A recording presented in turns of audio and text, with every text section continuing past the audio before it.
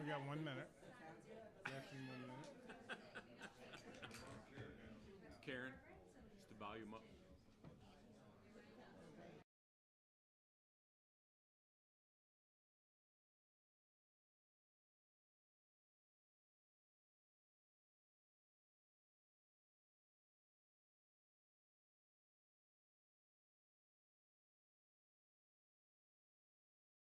It's 8 o'clock, it's 7 o'clock, and this is the City of Ball Ground Council meeting.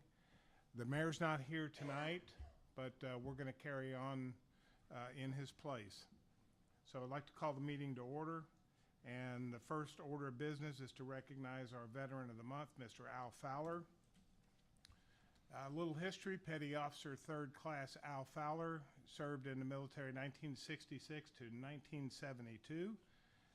He served his country initially as an electronics repair specialist from 66 to 68. In 1968, Mr. Fowler was designated as a logs and records specialist for the squadron. He was assigned to the PV-2 Submarine Hunter Squadron and served his country in Naval Air Station Atlanta, Naval Air Station Jacksonville, Naval Air Station Willow Grove, Pennsylvania, Naval Air Station Rota, Spain. Petty Officer 3rd Class Fowler was honorably discharged at Naval Air Station Atlanta on July 23, 1972. In addition to Al's military experience, he served 2 years on the Ball Ground City Council. He is a member of Ball Ground Baptist Church, where he serves as a church deacon. Throughout the years, Al has been an active member of various Ball Ground civic organizations. Mr. Fowler, if you'll meet me up in front, we'd like to recognize you.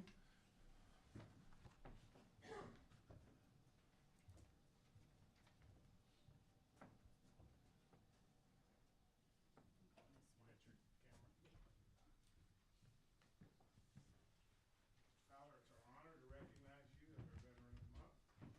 And I'm going to read you a proclamation. The mayor is not here to sign it, so we need to keep it, get his signature, and then we'll give it back to you. Whereas in 1954, President Dwight D. Eisenhower signed the first Veterans Day proclamation calling on our nation to pay appropriate homage to the veterans of all its wars who have contributed so much to the preservation of this nation. And whereas our nation has fought and continues to fight battles around the world, the words of that first proclamation still ring true. Let us solemnly remember the sacrifices of all those who fought so valiantly on the seas and the air and on foreign shores to preserve our heritage of freedom. And let us reconsecrate ourselves to the task of promoting an enduring peace so that the effort shall not have been in vain. And whereas we remember with somber and grateful hearts those men and women who have served the United States of America with distinction and valor as soldiers, sailors, airmen, and Marines, and offer our sincere prayers for those who continue to defend the principles on which our nation was founded. And whereas we are proud to recognize our country's veterans and extend the appreciation of our citizens to those who wear the uniform of the United States forces and serve on the front lines preserving freedom and liberty. Now therefore, I, A.R. Roberts III, Mayor of the City of Ball Ground, do hereby proclaim Alvin Al Fowler III as Veteran of the Month for the month of October and extend to him our sincere appreciation for his sacrifices and the contributions he has made to our great nation and community. In witness thereof, I have hereunto set my hand and caused the seal of this city to be affixed this 9th day of November, signed by the entire City Council, and we'll get the mayor to sign it.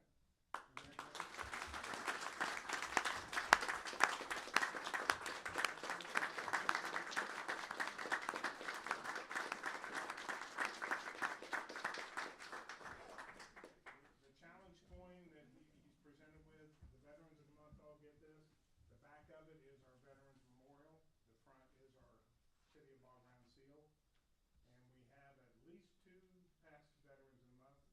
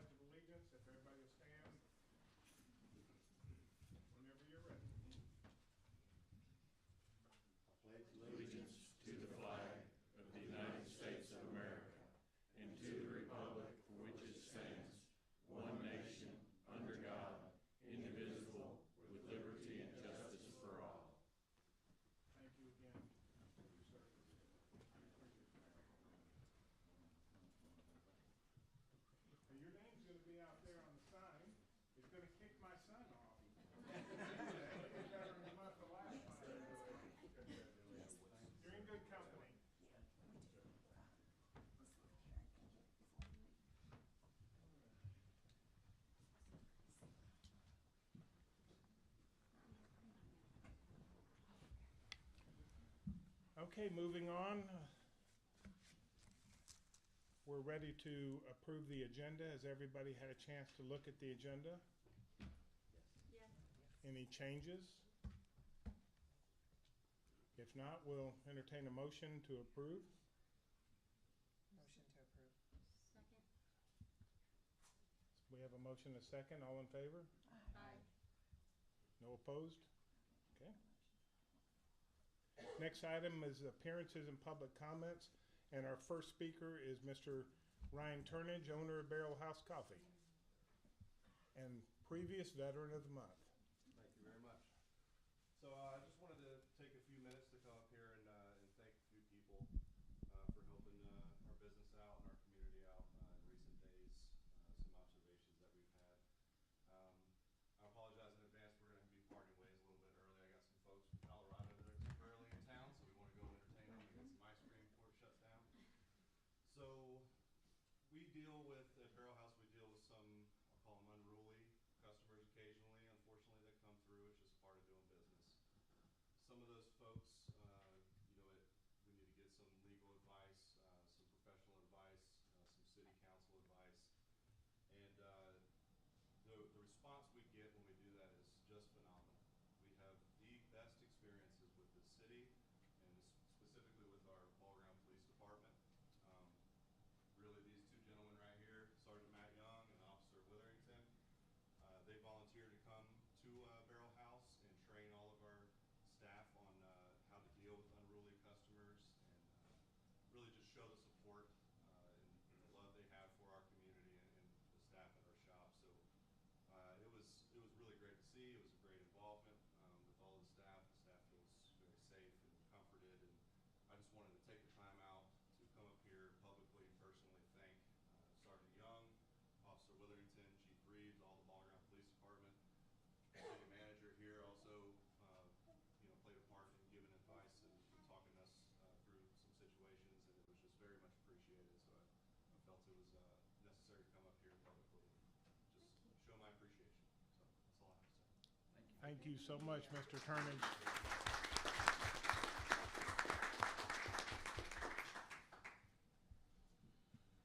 Okay, our next speaker is Mr. Bill Ross, Ross and Associates. He's going to give us a presentation on impact fees, the nuts and bolts.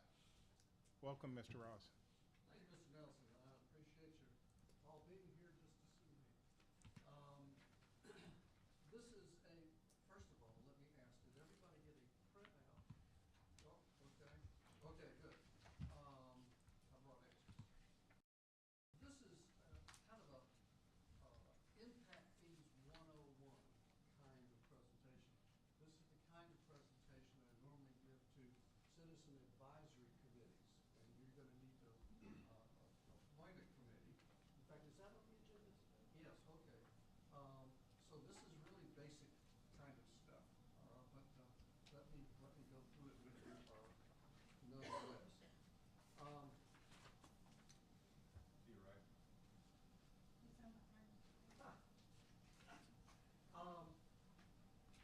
What we're going to look at, the relationship to your comprehensive plan, long-range planning, zoning and land development codes. These are kinds of things that we do as a consulting company. We're not doing those for you right now, but I wanted to let you know that beyond impact fees, we do a whole lot of other kinds of things. So impact fees are one, but a very important thing we do, because at this point, I'm about the only consultant in the state that does impact fees. Everybody else disappeared or something.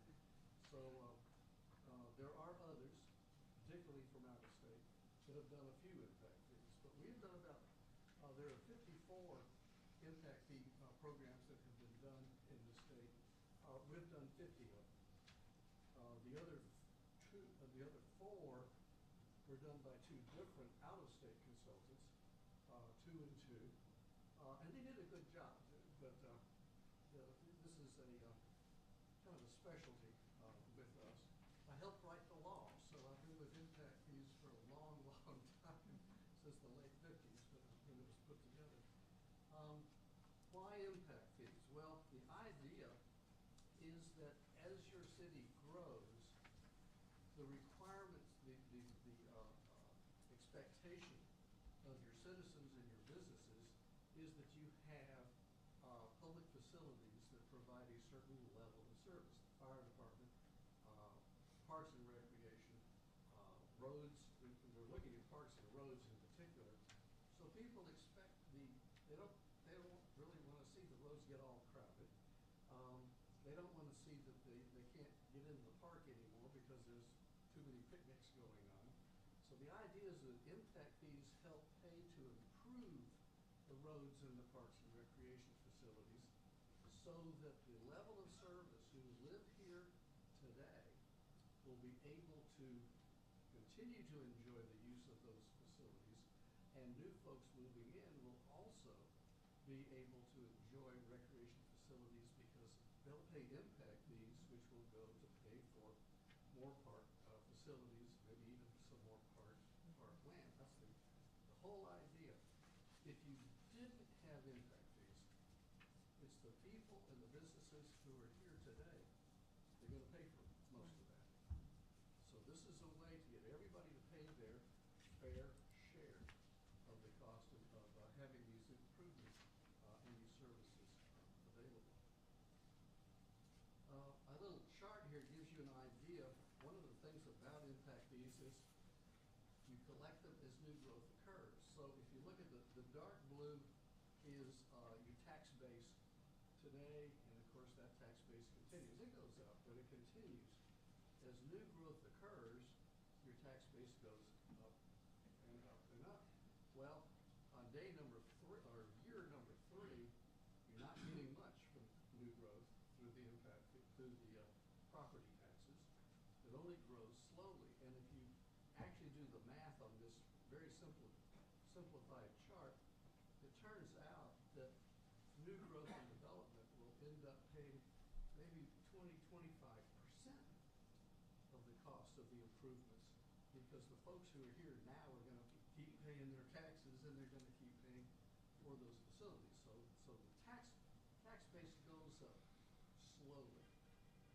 So impact fees pay the difference. Impact fees help new growth pay their fair share. That fair share is the key phrase on impact fees.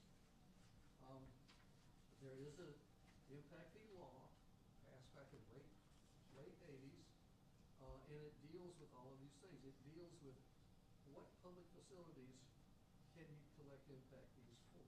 They're spelled out in the law. It talks about development exactions. What a wonderful word. Exactions. Basically, the exaction means getting the money from new development as folks move in. It talks about system improvements, and we're going to talk about what that is in relation to improvements that are not system improvements. You can set up service areas. You're not doing that here, but it provides for service areas. There are 2 exemptions in the law which you can adopt, either one of which, or neither, but they're optional in the law. And it sets out a relationship between your impact fee program and your comprehensive plan. It all goes through the Department of Community Affairs, both the comprehensive plan and your impact fee program. Exactions. Next one, I think. Okay. Development exactions defined.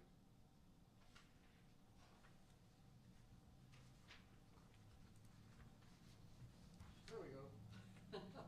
An exaction is any requirement for development that makes people pay through dedication of land, contribution of goods and services, or especially money as a condition of being approved to develop in the first place.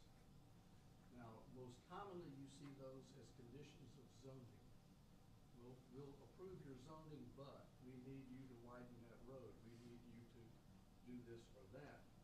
You can't do those anymore under the impact fee law. You have to have impact fees to have new development pay that, quote, fair share.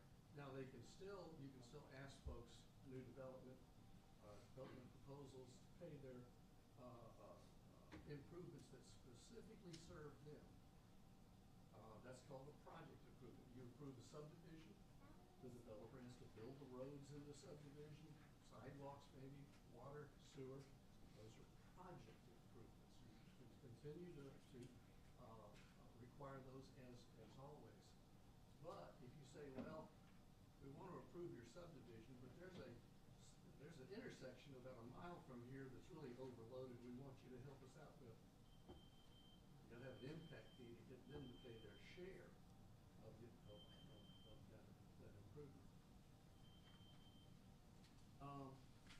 Exactions for system improvements. The law says, okay, it differentiates project from system improvements. And let me see the next slide.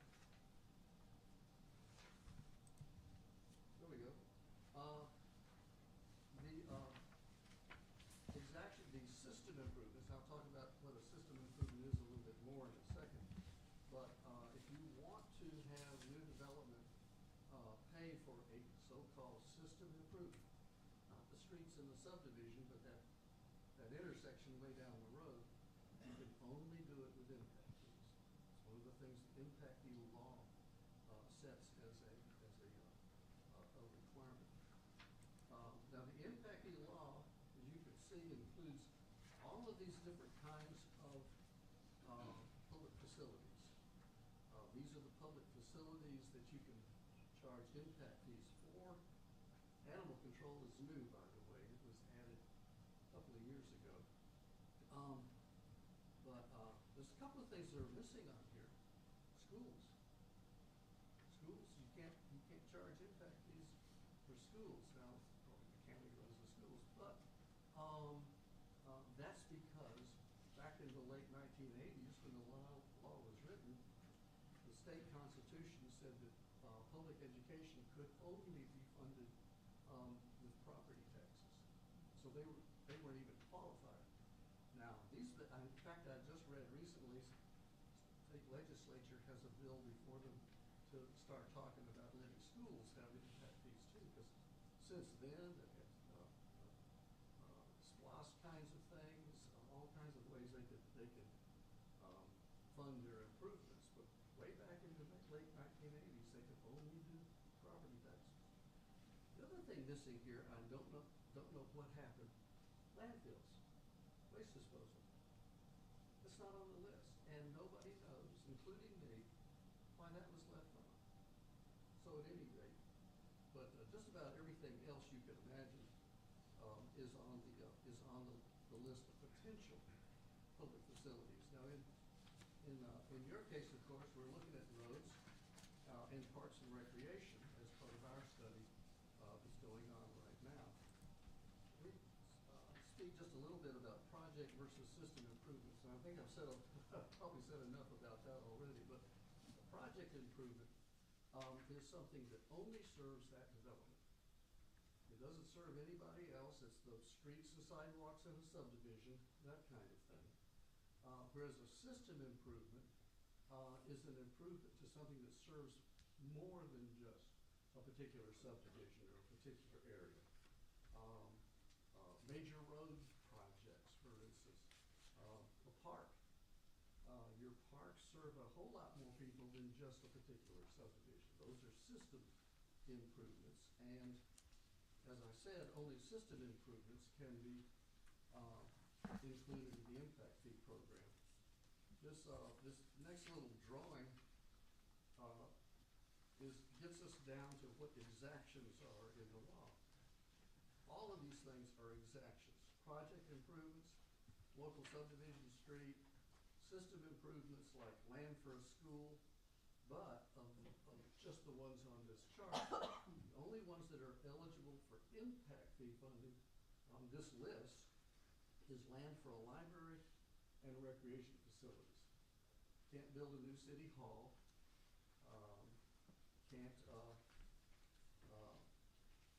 Well, you can require a decel lane for shopping center because that serves just the shopping center, but that's not an eligible system improvement, it's just a project improvement.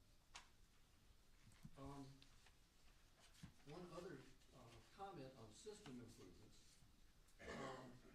They're designed, it's defined in the law, they are public facilities that are designed to provide service to the community at large. And that's what we're looking at. Parks and recreation serve everybody in the city. Road projects serve it, not only everybody in the city, but people just driving through as well, of course. One thing is that to be impact fee eligible, the improvement has to have a useful life of at least 10 years. So we can't use impact fees for something that maybe you only 2 years from now, it'll be used up. Desktop computers are a good example. I don't know, most governments end up keeping their computers for 10 years or more, but the IRS says they only have a useful life of 5 years, so they don't qualify. But buying land, building buildings, buying a new fire truck, hopefully your fire trucks last more than 10 years. These are all capital improvements that do qualify for impact fees. Level of service is defined in the impact fee law. And that's the relationship between the capacity of a facility and the service demand. How many acres of parkland do you have per household in the community? That's a level of service, 0.000, I don't know what, acres per household. That's a level of service for parks in the city. That level of service is what we use to say, okay, to keep that level of service as new growth occurs, future development, each new household also has to pay for 0.0000 acres of parkland. And taken collectively, you then can buy more parkland in the future to serve new growth as it occurs.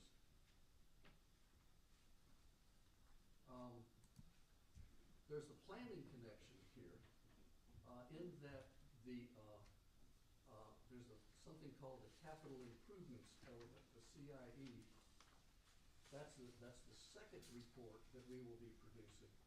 The CIE is what goes to the region and then to the state for review and approval. So first we do this methodology report that's got all the calculations, including what the maximum impact fees could be. We don't know what you're going to adopt, but we can tell you what the maximum is because the law says you can't charge too much. So we're going to tell you what's that line for too much. You can charge less, but you can't charge more. And then from that general methodology report, which will be the first thing you see from us, comes out this capital improvement element. It's a shorter version because we leave out the calculations for fees. That goes in for state review and approval because when you adopt it, it becomes an amendment to your comprehensive plan. That's the connection with that CIE and impact fees ends up, you don't necessarily have to put it in your comprehensive plan, but you adopt it as an amendment to it. You can also change it more often or less often than you adopt new or update your comprehensive plans by keeping it as a separate adoption. So that CIE I was talking about is going to look forward, usually 20 years into the future of what you're going to need in the categories that we're studying. Includes a schedule of capital improvements. How many more acres of park are you going to need, for instance? It also asks for a description of funding sources. Well, of course, primarily the funding sources are the impact fees that we will be calculating. If there's anything that is not 100% impact fee eligible, and there probably will be some, then you'll have the impact fee share of the cost, and you'll have a general tax cost that would have to come from other sources. Generally, it comes from the from the general fund, it might be SPOS, it could be whatever source there may be, excuse me, but that's how the existing folks paid their fair share, while the new folks have paid their fair share of the impact fees. Georgia Department of Community Affairs gets involved, of course, with all of this. They have minimum standards for preparation of comprehensive plans and CIEs. You'll need to do an annual update report that goes through the region to DCA for review.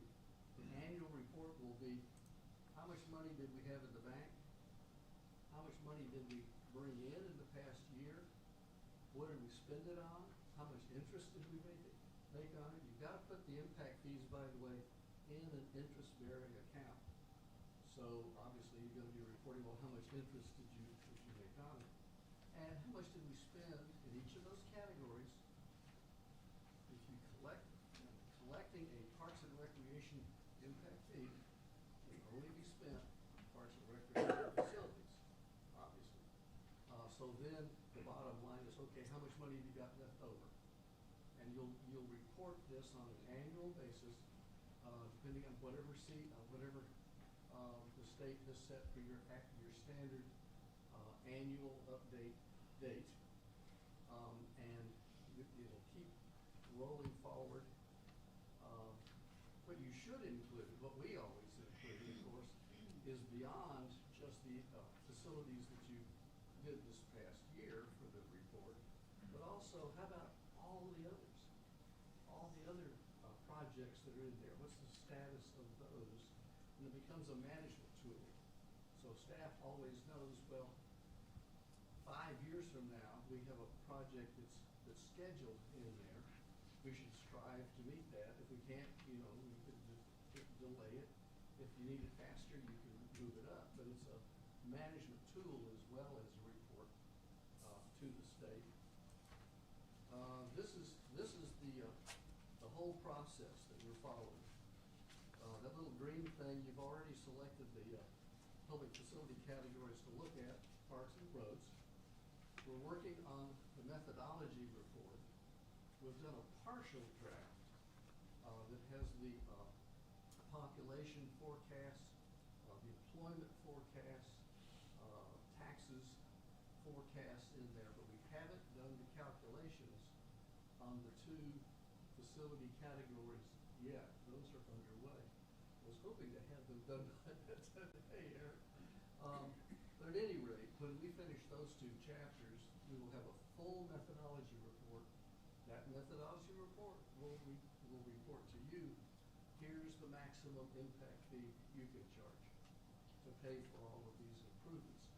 The idea, again, level of service, whatever your public is enjoying today, we want to maintain that into the future so that the future folks pay their fair share so that the level of service for everybody in the city stays the same. It does not degrade at all. From that methodology report, we pull this capital improvements element I mentioned. That goes into review by AOC and the region and DCA. That's a 60-day review process. While that's happening, we come back to you with developing the ordinance. You'll need to pass an impact fee ordinance that has a lot of required parts in it. Most importantly, the ordinance will include the fee schedule that you wish to adopt. And that's where you need to decide, do we charge the maximum? Do we charge less? How do we handle this? And I have a whole little computer spreadsheet that we can use. You can play with, just about any variation you want to. We've got some folks just charge the maximum, so I don't have to negotiate what you want to charge. But we'll see what that is during that period while the CID is under review. We'll also we develop procedures and handbooks for the staff of how to implement this thing. How do you we create forms to use in assessing the impact fee itself. It's assessed when the building permit is issued. Assessed. People can pay it right then and there when it's assessed, because they gotta pay the building permit fee itself. Otherwise, they can also delay it, but they have to pay the impact fee before a certificate of occupancy is issued. So that's the deadline. So a lot of builders just say, you know, take my money, thank you very much. Others, you know, try to delay it. It's most important when you don't know what the final use is going to be. If somebody is building a spec industrial building, they don't necessarily know what's going in it. They're just gonna build the building and put it on the market. So here, you will do a basic assessment on some assumptions of what would probably be used for, but that's only the assessment. When it gets to time for a CO, then the guy who built the building knows what's going in. That's the whole idea. So at that point, they can be assessed based on the actual use that's gonna go in that building. And like I say, we develop staff handbooks and forms and whatnot to help get all this whole process done. I think the main thing, the next thing for you, well, this is a summary of the whole, what are we doing? The methodology report, what are the forecasts for the future, what are the projects to meet those forecasts, and what can the maximum fees be? We pull pieces out of that into the capital improvements element, because capital improvements element is supposed to quantify the needs, how are we gonna meet the needs, and includes that community work program. What are we gonna do in the coming 5 years with regard to the money collected for these impact fees? That goes off to regional review. While that's going on, we draft the ordinance and get with y'all about what that needs to say. And if everything works out right, we will get approval of the CIE from DCA about the same time that you're ready to adopt the ordinance. So hopefully at the same public hearing, you can adopt both. You have to adopt the CIE first, because the CIE actually enables you to have impact fees. So you adopt that, you can adopt the ordinance at the same meeting, and the ordinance has the fee schedule you wish to charge. So that's an overview. The last one is a bar chart schedule that we treat these as no later than kinds of schedules. So things may happen a lot faster than what this bar chart shows, but you can see this is a pretty involved process. It takes many months to get through the whole thing. But as I mentioned, the next thing is to create this impact fee advisory committee. The law only says they only have to meet once, and you only have to meet to look at the ordinance. We think that's too late, so we recommend that we create the advisory committee early, so that we can begin educating them about impact fees, so they understand what they're looking at, and not just get handed with an ordinance at the last minute to act on. It doesn't take very many meetings, but we do think that they ought to meet a couple of times before the ordinance is ready to go. So that in a nutshell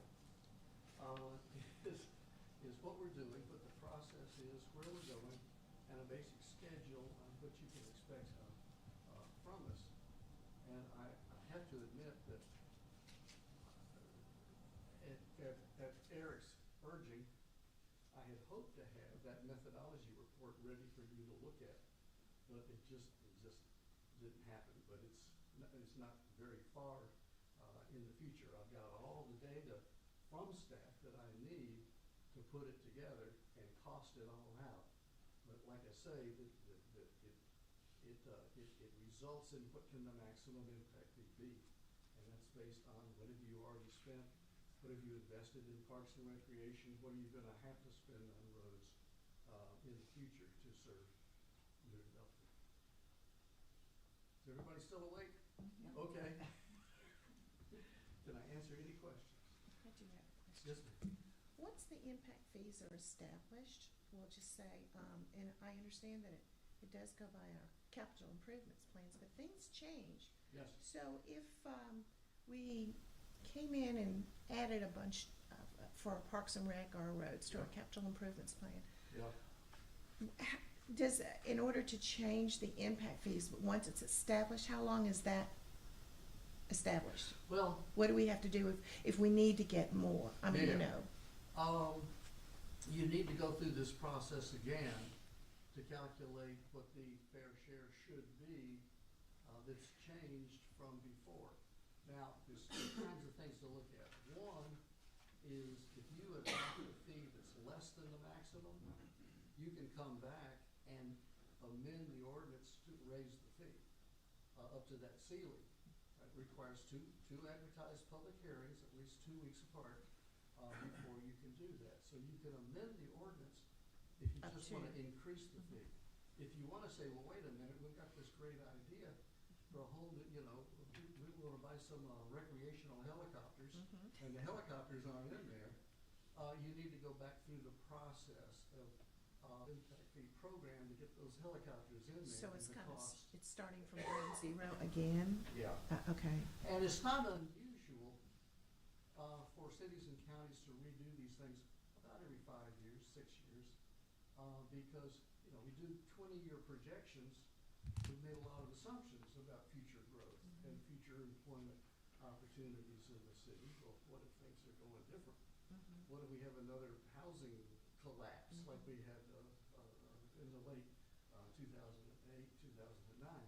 Well, what happens if all of a sudden people like Bill Ross go down to your main street and look, and they're so surprised and amazed at how the city is growing, all of a sudden, a whole lot more people want to live here. Who knows? So you need to look at it from time to time, and if you're growing faster than you ever expected, you need to restudy and up those fees. If you're really going slower, you don't have to redo anything, because your report already has the maximum in it. So, but most communities, Cherokee County is a good example. Every 5 or 6 years, they go back and revisit the forecasts, and the needs, and recalculate their impact fees. So you found that most cities or counties, they usually go with the maximum amount of your impact No. fees? Or- The majority charge less. Now, the past couple of reports that I've been done, Newton County as well as Covington, they want the maximum. I said, okay, about $8,500 per house. Most charge less. It depends. The percentages sort of change. The main thing is we don't want to kill the housing market in this city. We don't want to, charge an amount that all the builders say, I'm not doing that, and off they go. So there's a kind of a balance there of what can you do and how far can you go. But more and more of our clients are now charging $8,500, $9,000, which is, it used to be the average was more like $3,500 or $4,000. So I don't know. We'll just have to see when we get to that point. It's better than we're doing now. Yes, that's true. That's true. And like I said, if you charge less than the max, you can come back and amend that ordinance. And it's not that difficult, it sounds like it's not that difficult 2 to public amend. hearings. Yeah, Yeah. Mr. Everybody's Ross. still awake, my goodness. Mr. Ross, thank you so much for coming out tonight. Any other questions? Thank you very much. We appreciate you coming out this late in the evening and Yeah. spending some time to educate us. I think everybody here on the council was looking towards impact fees early on, and we've been moving steadily in that direction, and this is a lot of good information for us to take in. Sure thing. thank you. We will see you again. Thank you. Thank you. That brings us to item 5, announcements, informational items. Just remind everybody that Saturday, we're having our Veterans Day ceremony here at City Hall at 11 a.m. December 1st is the March of the Toys for Tots parade, begins at 7. We're gonna have road closures beginning at 6, so everybody come early and find a good spot. December 2nd, actually working again through Gary Lamb, there's gonna be some pop-up shops downtown, vendors with Christmas-type items and holiday items. December 9th, the Ball Ground Garden Club is going to host a small tree lighting here in the gardens, and that'll become an annual event, and the tree will eventually grow. Be small this year, but it's going to get bigger. That's awesome. Okay. Any questions? All right, we'll move down to item 6, consider approval of the minutes for, from October the 12th, 2023. Do we have any motion or any questions about the minutes? I'll make a motion to approve the minutes from October 12th. Have a motion? Second? I'll second. Second. Any discussion? Yeah, Karen, did you, okay, yep, we're good. We're good? I forgot to tell you that. Okay, I forgot to ask you, so. Okay, all in favor to consider approval of the minutes? Aye. Any opposed? It's unanimous. Item 7, old business, we have none. Unless that's changed, we're still none. Item 8, new business. First, consider appointment to fill vacant seat in the Zoning Board of Appeals. I'd like to make a motion to appoint Mr. Jack Davis. I believe Mr. Davis is here this evening. Mr. Davis is here. If the council has any questions, we'll get through a second first and then open it up for questions. Got a second by Ms. Miller. Any questions for Mr. Davis? I asked him to come here tonight so the council could meet him, and he brought his lovely wife Jan with him. Have you been living here long, Mr. Davis? We moved here in 2019, we live next door to Dennis, so Well, keeps that's, us in track. I guess the other way around. Mr. Davis, can you just kind of give just a real brief background? Been in sales and management and construction sales, pretty much for 40 or 50 years in different aspects. I was a contractor for several years, went into technical sales, involved extensively with flooring and other commercial projects, that type of thing. Also dealt with residential, so I've got a pretty extensive background in the construction industry, so I'd be glad to be honored to serve on this committee. Very well qualified. They said Yeah. very Thank you. gracious. Thank you very much. And he's a good guy, too. Eric, where do we stand as far as positions on the board now? We still have one vacancy. So, Yeah, after this, we'll still have one vacancy. okay, oh, pretty. yes. We're at the point where we've got a motion and a second, and are we all approved? Aye. Any opposed? Mr. Davis, thank you for your upcoming service to the city. We appreciate you stepping up. Thank you. And thank you for coming out.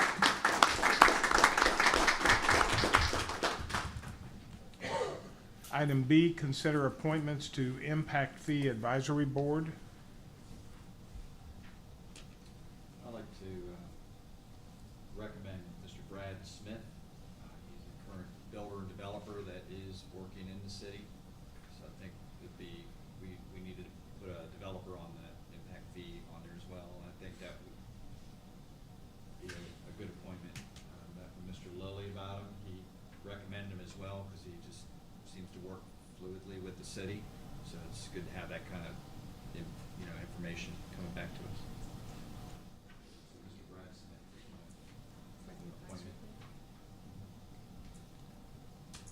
Any other nomination considerations? Mr. Mayor, Mayor Roberts wanted to share that he would like his appointment to be Mr. Chris Geist. Chris owns the buildings that Wilkes Meat Market is in, Domino's, the area down there. He's also part owner of Valor, formerly was Hydrospec, based out of Ball Ground here, but a large soil and sediment control company, silt fence repair, everything else, and would also qualify as a required member of the development community. And how many appointments do we have open? 6 total. Each elected official is to have 1 appointment. Okay. All right, so we have 2. Any others tonight? I actually have 2. Cause I was going to Josh Briggs and Oh, we're, yeah. okay. Should we do that, or should I? However you all want to vote, Okay. you're good. Sharon Morris, who is here tonight as a resident, since we needed, three residents on the board, she graciously agreed to do the couple of meetings that's required, which we appreciate, Sharon. And, she's lived here, geez, what, about 16, 17 years? 16 years, yeah. She used to be an old neighbor of mine in Mountain Brook North, but I'm down off the main square now, so. But, yeah, so Sharon, Did you talk to Josh? I did, I spoke to Josh and he said that he would do it, Josh Briggs. Awesome. So it's 4. He's a builder, his dad is out there. And I did talk to Josh, so. But as a local builder, and Josh also lives in the city, so which kind of makes it nice. He does the live, work, and play in the city of Ball Ground, so he agreed to be on the board.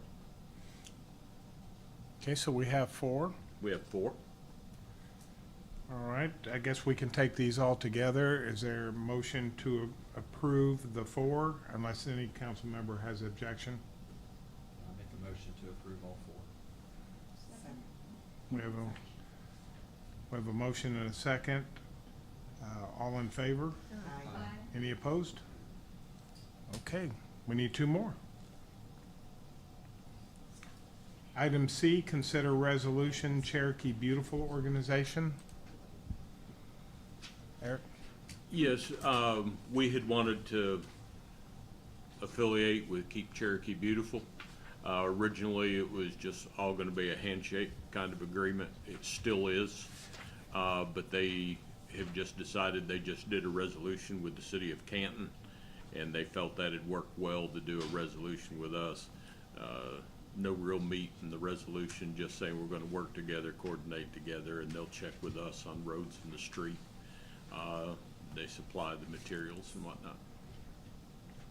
And a resolution would go forth as a motion and approval by the council? And then, do we have the document that we need to sign? Yes, Okay, I think Karen has the formal one, but everybody should have a copy of it with them there. okay. We have it out on the table. Any motion to consider a resolution for Cherokee Beautiful Organization? Motion to approve. Have Second. a motion and a second. All in favor? Aye. All in favor? Aye. Any opposed? Okay, Before we move on to the next thing, I would like to say on that, the Cherokee Beautiful Organization, on Saturday, I saw the, who adopted Valley Street? Lions Club. The Lions Club. I saw them all out there I did first too. thing Saturday morning, working, and I thought that was really great, seeing them out there, so they look very well organized. and they had their safety vests They on? did. and- They had their safety vests, they had their gloves, their bags, the whole 9 yards. They looked really professional. And they out at picked up a Valley lot of Street. trash too. So, Okay, down to item 9. Mr. Wilmarth, your comments? We'll start this evening with a report from the chief. Chief?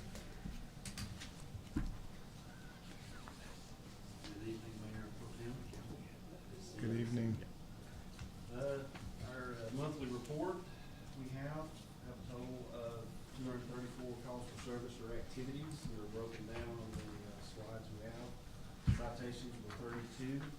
They're also broken down, if you can see maybe on that, as far as the numbers and what they were and different things like that. It was a busy month as far as community things that we did. It was every Saturday this month and some Friday nights we had something going on. So we had the Ball Ground Rocks Festival on the 7th, which it was good, great weather, perfect weather, no incidents to report, great turnout by everybody. Then on the 14th, we had the Safety Superhero Day at the Community Center parking lot, which included Cherokee Marshal's Office, the school police department, us, that's the police department, the fire department, the various things they do, the different things they have, their fire trucks and the boats and all the things that they do. Excuse me. And then we had some representatives from 911 Center. I think there was actually some people from the Corps of Engineers had a booth set up, so it was a really good event. Had a lot of kids come by, gave out a lot of goodies and things like that, so it was a very good community event. On the 21st, they had the Cat Run, which is a 5K run. I think this is the 4th year they've done it. And it's an awareness, it raises awareness for the Domestic Violence Center in Cherokee County, and the money and proceeds they make goes toward that. And then on the 28th, we had the Spooktacular event, which I think that's the picture we have up there. We gave away a lot of food, a lot of candy, a lot of drinks, and it was a great crowd. Had a lot of kids come out, a lot of costumes and stuff, so it was a very good, positive event. And then we had Halloween night, which we had trick-or-treating, so Sergeant Young and Officer Witherington back there was riding around giving out candy and checking neighborhoods and things like that. So it was a very good, very busy month, very good month. Let's see what else I got here on my list of things. On the 19th, we received our annual recertification, I guess if you will, familiarization and training on our electronic weapons, which are the tasers. That's per policy. We have to re-qualify, re-familiarize, and retrain on those every year as part of our policy and part of what taser the manufacturer recommends. Officer Cohen, he went and attended the officer survival class. Is that right, officer survival? And it's a 40-hour class. It's a lot of intense training as far as firearms and physical training and different things like that. That was a 40-hour class. He attended that. And it's kind of an update on our state certification process. Our part-time employee, Ashley Ray, she's been working really hard when she has time, because she has a full-time job and she does this on the side. So it's kind of she's only averaging probably 4 or 5 hours for 2 weeks. So she's not been able to dedicate a lot of time, but she is going to start working a little bit more hours. Quick breakdown, what's required and what we've got done so far. There's 141 standards that must be met. So far, she's completed 50, which is applying our policies that we have in place to meeting those standards and making sure we're in line with what those standards are and what our policies are. There are approximately 35 standards that as a department, from what I can determine, we will be exempt from. And what those consist of are, they're focusing on areas which focus around 911 centers, communication, things like that. We have an agreement with Cherokee County. They do that for us, whichever other municipality in the county does that. And then there are another large group of standards that are associated with holding areas, which include jail cells, holding cells, things that are meant to hold inmates for an extended period of time, and we don't have any of that at all. So we don't even have a holding cell, we don't house anybody. So none of those standards would apply to us. So all in all, we're, let's see, I didn't write the totals down, but like I said, we have 141 that need to be met. If you subtract the 35 from the 141, and then another 50 that we've done, so we're about, if my math's right, about halfway maybe. We're looking at maybe mid-August, hopefully, where we can get an on-site done, or at least see what the next process is, what we need to do. have somebody come out. They have groups of people that come out and they look over everything we've done and make sure we're following along. Our next big challenge next will be the evidence portion of it. It's very tedious, very time consuming, what we gotta do to make sure that we're doing everything that we need to do. And then another standard, a few standards that also involve being members of a multi-agency task force. We are members of the Cherokee Multi-Agency Narcotics Squad, but we're not active members, if you will. I do have a place on the board that I sit on the control board, but however, we don't have a person that's assigned to the agency. So we're considered a non-voting member, but we do attend the meetings and we are part of it. We're not participating, if that makes any sense, how that works. So those standards really wouldn't apply to us because we don't participate actively in a task force. So that's kind of where we are on that. The couple of things I might have missed, we had the fall festival. Well, we had two things at the school. We had the fall festival, I think it was last weekend. And we went by and they had a lot of kids and stuff going on then. And then we had the STEM Academy had what they call an expo, where we had a car up there and the kids could come look at the car and do things. And that was from what I understand, I didn't get to see the inside of it, but I think you've seen it. It was a very, very good event. Well attended. There was a lot of parents and kids there, and it was a very good opportunity to, to meet the kids and see the parents and stuff and let them see the cars and all that different thing. So, anything? I don't think there's anything else I've missed. Any questions? Yeah, I have a question. I'm trying to think what happened last year that we had quadrupled the number of calls for service. Well, we're 2 people short. Okay. We're actually, we had 6 people. We had 1 leave, and then we got 1 that's not working. They're not out on the road. So most of these are Most of these officer are either initiated? traffic stop, officer initiated stuff. And one thing I want to point out that will help explain why there's such a big difference. On one of our computer program, we had some kind of a glitch where they did an update. And I know Officer Witherington, one of his daily activities where he had everything, it went away. So it did not come over to the totals, so we missed a whole day. Then I talked to Officer Cohen, he had the same problem, that there were some days that the activities didn't show up. So we're not writing them down, we're writing them on the computer. So at the end of the shift, it didn't transmit to the server. Is that a software issue? It is. When it's Justice One is who we use, so we were in touch with them. They did an update on it, and we haven't had any issues so far this month. Wow. So I hate that was a glitch. hate to lose So, data. But it wasn't nothing, I wouldn't say it's crucial data, it's just, it's just basically our activities. It wasn't nothing that, if we lost it, it's, oh gosh, it's just terrible, but it makes our numbers look lower than they really are. And if you notice, we didn't have as many 911 calls dispatched this month either. Because we only had, I think, 170. We've been averaging a little over 200. So. Can you recover any of those officer initiated from the 911 center? I'm Only assuming- the traffic stops probably, because we don't call out on the radio or go through the CAD when we do our neighborhood controls and stuff like that. That stuff's initiated on our system, so we type that in ourselves. And then if something happens with the computer, it goes down or something, it's hard to, you could go back and do this stuff if you could remember everything that you did. But we shouldn't have that problem again. I've noticed that it seems to be, where I asked the officers, I was like, okay, if you're having a problem, let me know. Because a lot of times they don't understand that they can actually create a call ticket to the software company, and they can remote in and actually take a look at what's going on, and maybe they don't realize they can do that. This is usually, hey chief, my computer's not working. You can call somebody that really knows how to fix the computer, not me.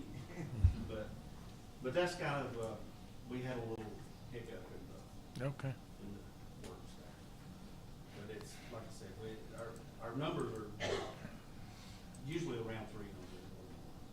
But this month it was just a little low because we had those computer problems. But computers are great when they work. And when they don't work, it's very aggravating.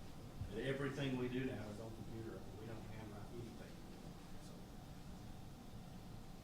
I did want to share that Officer Young spent time with the homeowners association Yeah. from my neighborhood, the Preserve, and we thank him. We're talking as a group to get a neighborhood watch started and how that works, and it's not what you think it was 20 years ago. It's a lot different now. So we had a very good turnout, I think, and from our neighborhood. So I'm stating that because a lot of people just think, well, the police are just out there writing tickets and causing havoc, and that's not the case. And I think my neighborhood got to see that, got a lot of questions answered. So things for safety and security. We spent time, 7 o'clock at night being here to answer the questions of the residents was very impactful. So thank you. I just wanted to add too, on October 28th, the Cherokee County Jeepers came through to the Ball Ground Police Department. And That all, was the same day as the street right, change, which so I, it kinda got grouped in together. yes, and it was a Back the Blue ride, and Yeah. they went to, cause I actually, my daughter and her husband, they have a Jeep, so they were in that ride. We were on the west side of 575 covering those police departments, but I thought it was a great thing Yeah, that they do that every year. yeah, that they, they do the Back the Blue ride, and they Yeah. bring things to the departments for them, and so on and so forth, and a portion of the funds that they get, they donate it to, they choose one of the departments on something that they're doing and make a donation, so, but I thought that was real nice on how they do the Back the Blue ride, the Mhm. Cherokee County Jeepers. Yeah, they go to every agency in the county. Yeah. All the precincts, all the Yeah. cities. And 911, Yeah. they do the 911 too, so. Thank you, Chief. Yes, sir. Appreciate it. Mr. Wilmarth. Yes, sir. Fun fact that I learned at the Safety Day, the safety superheroes that I didn't know about Cherokee County, is on their fire and rescue, they have one of the only large animal rescue in the state. So they are the secondary agency to the Atlanta Zoo. When they have an elephant go down or something like that, it's actually the Cherokee County team that goes down there.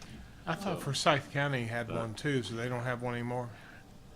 From what they were telling us out here, they're the ones next Oh, in no, line. I'm sorry, for that it was Milton, City Yeah, of Milton, City of Milton, because of the horses. the horses. But thought that was interesting fact to learn over the time.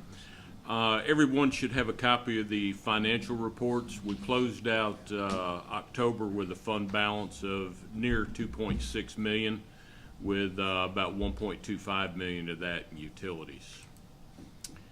Our revenue and expenses for October, we're looking at total revenue of 674,000 with expenses of 456,000. Year to date, revenue of 1.7 million and almost 1.6 in expenses. Administration, annual audit still continues. It's not going away this year. It's all going well, just taking longer. Off-site work is what's taking place now. Hopefully the final adjustments on our Ball Ground app. We've added a Parks and Recreation segment on there, and people can get more data there. Starting data collection, hard to believe already, for the 24-25 budget cycle. We did make our new insurance selection because Humana dropped us. We have now enrolling in United Healthcare, and open enrollment is getting ready to close now. Working on the March of the Toys parade, and one thing that I didn't get added on the admin side because it just happened other evening, just finished watching it last night, but if you have a moment, get on the Cherokee County website and watch the Board of Commissioners work session from earlier this week. They discussed for the first time local option sales tax, which is the direct rollback. However, it was disappointing to hear towards the end of the meeting, it sounds like the board is leaning more towards a host. There's only 2 counties in Georgia that have a host because most have decided it's not the best way to go. But the thing they like about the host is all the money stays at the county. So it's a homestead option sales tax. Only 80% of it has to be used to roll back property taxes. The other 20% the county can use for capital projects.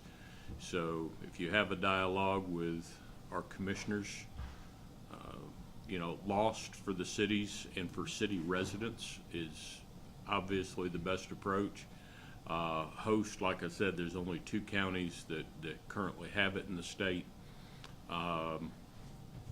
We just don't think it's the best bang for the city. So, but no decisions made at this point on a referendum or anything else. They want to make the final decision in their retreat in January.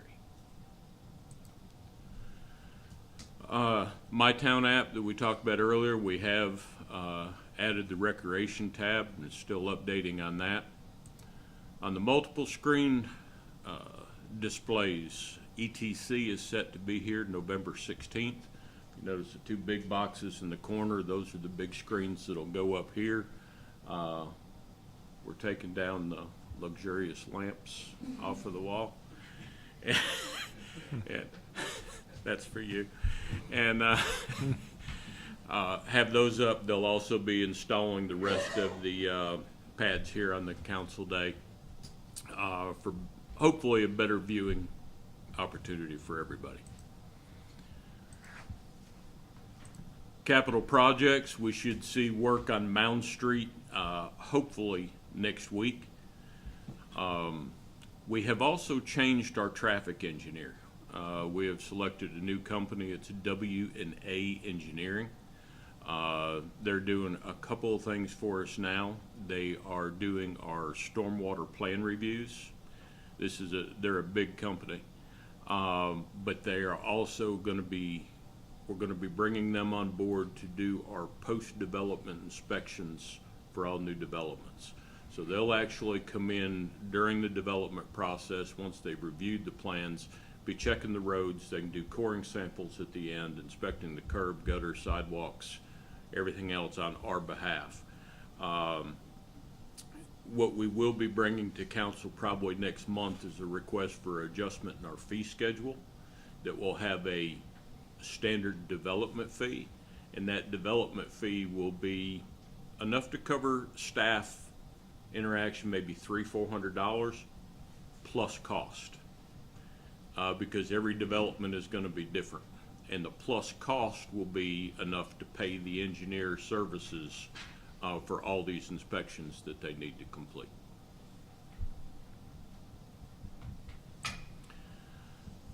Roundabout, this is just a off-the-wall estimate. We're looking at about a 180-day delay. We have conflicts on the northwest corner. The property owner there has obtained legal counsel and is in issues with Georgia DOT. So don't know what's going to happen there. Worst case is that the whole roundabout shifts to the southeast a little bit. Still trying to avoid impact to the stream, because that's a real big delay if we have to get into that. And also trying to work around the big Atlanta gaslight main that's in that area as well. So we'll just sit back and wait and see what the legal outcome is between GDOT and the property owner. Mountain Brook sidewalk extension, right-of-way acquisition. We're still waiting. Any day we should have the forms where we can start going to the property owners. We have the drawings, we have everything else. We're just lacking the forms that the engineer's office and county attorney's office will be preparing. This will operate as a county project. We've just said it'd be easier for us to go to our residents that have already verbally said, hey, we'll sign, we want a sidewalk. Public Works, 2 of our folks attended continuing education training to get the points needed for license renewal. That was done in Helen. Brought back unfortunate information that they've changed the forms again for the lead copper rule. We've had about 10 final rules now from EPD, so every time we get a sheet done, they come out with a new form. And we start over because you can't just copy and paste. It's all drop-down menu forms that they're creating. But supposedly this is the last one. The other really good thing that is moving forward is finally, after years, Georgia has listened, and there will be a new Class 3 license that is only for groundwater systems. This means our operators in the future will be able to go and obtain a license based on what they do, not based on what the utility down the road does. Our folks have no need to know about stratification of a reservoir or algae bloom or, sedimentation and everything else coming from a river plant or a surface water plant. They'll be able to get a license just on a well, and that's critical for us. Water purchase point, the survey has been reported as complete. I should have the drawings next week. Once we have the drawings, we can obtain our easements and get started with this project to make the water purchase point on Old Canton Road to the top of Mountain Brook. Solid waste, legal counsel has reviewed, made the adjustments we needed for our RFP. Waste management has let us know that we will have a massive rate increase in March. So we are going out for proposals. We will be seeking, reaching out to Green for Life, reaching out to Waste Pro, reaching out to others to try to get a good group of submittals in here where we can choose a new provider. Or at least if we have a substantial rate increase, have a substantial increase in service to go hand in hand with it. On recreation and parks, playground renovation set to begin the week of November 20th. And doesn't look like a huge spot there, but it's going to take 60 tons of mulch on that rubberized mulch. It's pretty heavy stuff, but it's a lot. On the pocket park, the poles have come in. Those are the shade sail poles. So they will start on them as well that same week in November 20th. Once the poles are in, they'll do their measurements so that they can fabricate exactly the size sail that's needed so they can have all the proper tension. Roberts Lake Trail Extension, about 2/3 of the mulch has been installed. Drainage has been completed, and the signs for the trailhead and the other items that we need have been ordered. Parks Master Plan, we held the stakeholders meeting. Went very well. There were some minor suggestions. Chris has already incorporated those in the plan. We've had a lot of questions on the lack of the working fountain in Calvin Farmer Park. If you take a look, that's the electrical service that was going to it. That's direct buried cable, but something really like to chew on us. So all the cabling has been replaced. The new fountain has arrived, been assembled. We're waiting on a new meter base to be set because we're going to be demoing that old stage down there, so we need to get the meter set off of it. About 3 to 4 weeks we should have it set, and that's roughly what it should look like in the pond, only we don't have the nice brick backdrop. General activity in parks this month, Pee Wee Field has been completely reworked. Field 2 was reworked. Field 1, the irrigation has been repaired. Planted 1,000 new daffodils in the city this past month. And if you noticed, all of our park signs, they went missing for a few days, but they've all been renovated and cleaned and put back in good shape. And then also the mural on Field 1 was restored. Community development, finishing touches on the Parks Master Plan, update of the Stormwater Code. That'll be something that we'll be submitting for a first reading next month. That is to comply with the Metro District model ordinance that's required now in stormwater, that is dealing with water quality as well as limited runoff. Updating the development code on engineering, acceptance development permits.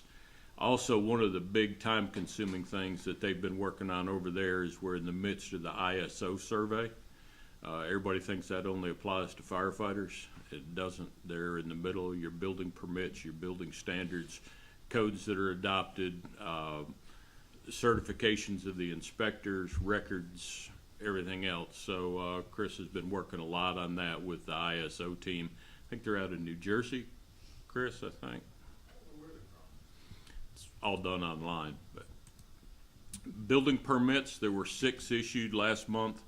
Takes the total to 97 for the year. Last year's total was 94, so we'll be just a bit ahead of that. Active development, not much changes there, although the overlook has dropped down to 13 lots from its original design of 18 lots. So 356 approved units, 96 of those have already been permitted. Potential developments, still looking at just the old Dawsonville Road. That one seems to have gone pretty quiet. I think they're struggling with either way they will enter that property. So they're working those with Cherokee County. Cherokee County will control whichever entrance they go will be onto a county road. Commercial development, thing you can see up here at the convenience store at the traffic light, red iron's finally going up. Medical office building is moving right along. The package store and restaurant and dry cleaner going in on the southeast corner of the Howell Bridge intersection, southwest corner, I'm sorry. Their site plans are in and submitted, and probably have their actual building permits probably sometime next week. So all that's designed, moving along. They've been very quick in that process.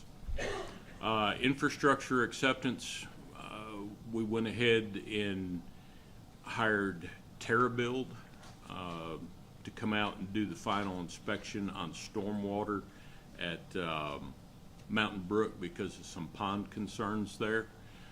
Did find one pond with some substantial erosion on the dam side that's going to have to be repaired before it can be turned over. And no changes on Linwood or 372 South this month. Are there any questions? Any questions? Nope. Thank you so much. You bet. Appreciate it. Mayor Roberts is not here, but He said he's watching us is he watching? on. Well, I'll make a couple comments. Thank you to all the city staff that do all this hard work that you see. It's amazing that they can do so much with so few people. We don't even notice it. You know, it just gets done. We don't see what's happening behind the scenes, so thank you to all the city staff. You'll probably hear from some of the others. Please come out Saturday to our Veterans Day ceremony and memorial, and you can see the tent out there. That's just in case it rains. We're not expecting any rain though, and but we are expecting a big crowd. This will be our second annual that Vicki has put a ton of work into. I missed the first one last year because of surgery. I was having surgery that day. I'd much rather have been here. But I won't miss this one. So Saturday, come out. It'll be a nice crowd, and we look forward to that. That's all I have. We're down. Council comments? Scott? Just wish everybody a very happy Thanksgiving. We won't be seeing each other during that time, but if you're traveling, be safe and have everybody come back. So happy Thanksgiving to the residents. Vicki? Yes, I just found out tonight, I was amazed by this, Eric, about what you told us about the flag box that the city installed. And that hasn't even been installed a year yet, maybe 6 months at the most. Right around there. Where you bring your flags to have them properly taken care of, they're tattered and everything else. But I asked Eric tonight, I said, well, is it being used very much, and, oh, it does work, doesn't it? It does work. And, he told me so far, over 3,000 flags have been run and used, the boxes used, so I think that's pretty awesome. And I hope to see everybody tomorrow. Chris. I just would like to thank the people that are sitting here or the people that aren't sitting here that have volunteered for these various boards to be on. We appreciate it immensely when our citizens help us out on that. And the one board that we still have a couple of vacancies to fill for residents is the Impact Fee Advisory Board. It's just like 2 meetings you'd have to attend, so as a resident, if anybody would be interested and want to learn more about what the gentleman spoke about tonight. I know it's asking a lot, but we do need two more residents on that board. So please, if you're interested, grab one of us after the meeting. And another thing that Eric touched base on real quick, the new app that we have for our city, it's called It's My Town. If you haven't downloaded it yet, really do. It's a neat app, you know, and it's a great way to keep up and spread the word that we have it. So, and wish everybody a happy Veterans Day and a very happy Thanksgiving. Net, Christmas tree lighting, we're gonna have Barrel House, bring hot cocoa and there'll be cookies. It'll be interesting. I checked the lights so far, half of them, and they work. I'm gonna check the other. Oh, okay. Like, may just half of them work, no. So, How big okay. is the tree? It's that They little got things. blue spruce out there. Okay, I didn't even see. It's February. Must be little because, Oh, it is very, yeah, it's like 5 feet high. oh, well, since I'm way over But that height, I it's- just looked right yeah, over it. You can see when it grows, the new growth is a different color. Oh, cool. And that- Yeah, that was our blue spruce Arbor is Day beautiful, tree. Yep. beautiful trees. wow.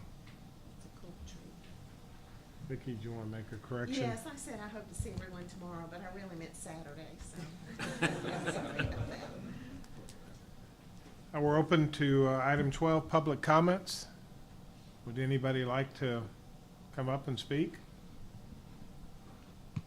You just rather go home? Yeah. Okay. Mr. Caudell, do we have any need for executive session? No, sir. Very good. Okay. I can entertain a motion to adjourn. Motion to adjourn? Oh, it was already out there. Second. Second, all in favor? Aye. Everybody have a good evening. Thank you so much for coming out. Thank you, sir.